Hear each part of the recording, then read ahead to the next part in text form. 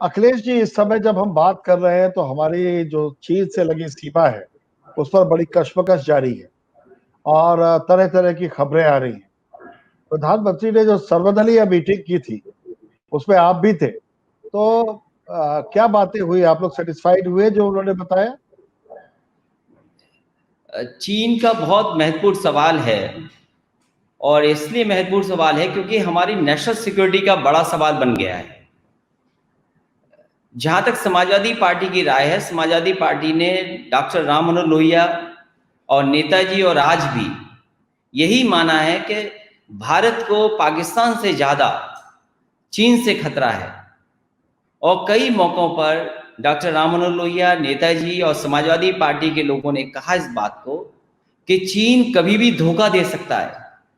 और देखिए परिणाम क्या हुआ कि भारत की धरती पर भारत के जवान शहीद हो गए। और हमें सावधान तब हो जाना चाहिए था जब डोकलाम पे बात उठी। और फिर आज के युग में, आज के समय में, जहां इतनी टेक्नोलॉजी है, जहां पर हम देख सकते हैं, ज्योग्राफिकली देख सकते हैं क्या मूवमेंट हो रहा है।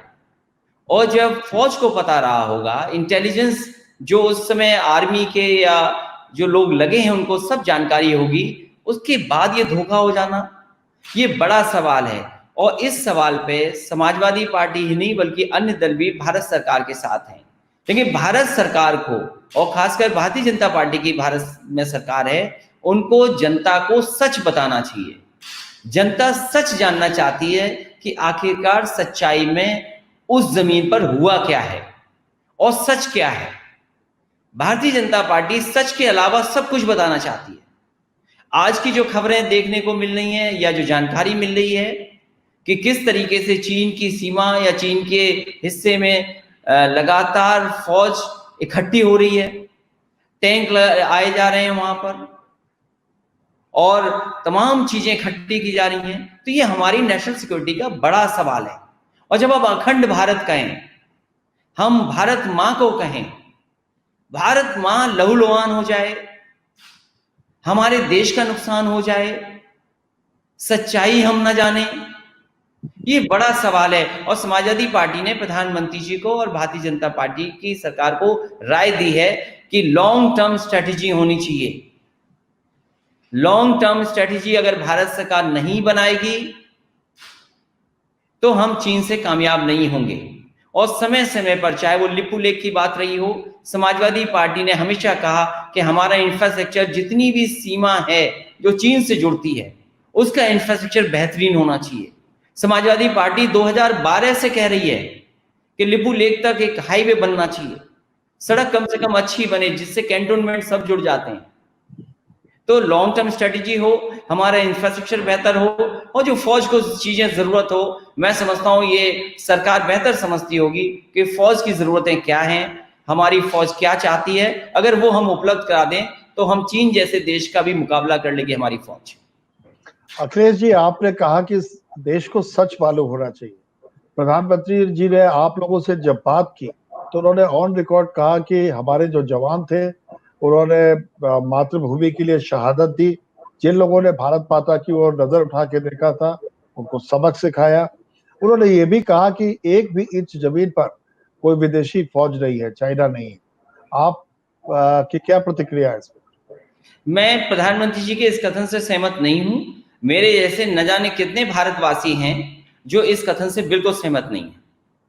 इसीलिए मैंने अपनी शुरुआती बात में कहा, क्योंकि ये हमारी भारत की सुरक्षा का सवाल है, अखंडता का सवाल है, हमारे देश की सीमाओं का सवाल है।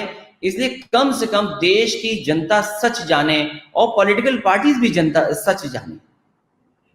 आपने अखिलेश जी अपनी इस चिंता से उस सर्वदलीय बैठक में प्रधानमंत्री को अवगत कराया था?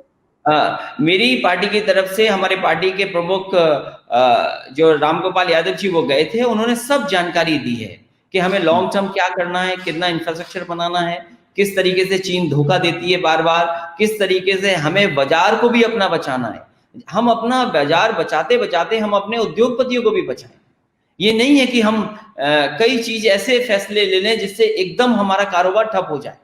तो इसीलिए भारत सरकार बेहतर समझती है और उनके पास एक्सपर्ट हैं, उनके पास इकोनॉमिस्ट हैं, उनके पास वो लोग होंगे जो चाइना को बेहतर समझते होंगे ट्रेड के मामले में, उनसे राय ले और एक लॉन्ग स्ट्रेटेजी बनाए जिससे कि हमारे उद्योग भी बचें, उद्योग जो बंद हो गए व्यापार की वजह से चीन के, वो बच जाएं, हमारा बाजार बच जाए। आपने जो उद्योगों की बात की तो इस समय तो बड़ी जोर मांग पकड़ रही है कि चाइना के माल का संपूर्ण बहिष्कार करो। तो आप क्या कहना चाहते हैं कि अभी ये अनुचित होगा ऐसा करना?